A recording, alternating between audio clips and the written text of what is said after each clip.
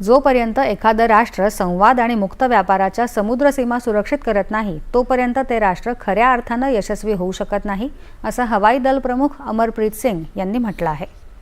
कर्नाटकमध्ये कारवार इथं आज INS मालवण या युद्धनौकेचा भारतीय नौदलात समावेश करण्यात आला तेव्हा ते बोलत होते। भारतीय नौदल हे लक्षणीय वेगानं विस्तार करत आहे हे पाहून प्रोत्साहन मिळत आहे।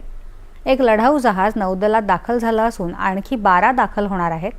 या युद्धनौकांमध्ये 80% स्थानिक घटक आहेत आणि आपण लवकरच याबाबत आत्मनिर्भर होऊ असा विश्वास त्यांनी व्यक्त केला।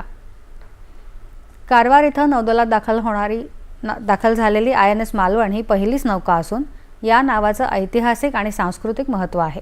या जहाजाचं नाव छत्रपती शिवाजी महाराजांच्या सागरी कार्यकर्तृत्वाशी निगडित आहे, असं नौदल उपप्रमुख व्हाईस ॲडमिरल संजय वात्सायन यांनी म्हटलं आहे।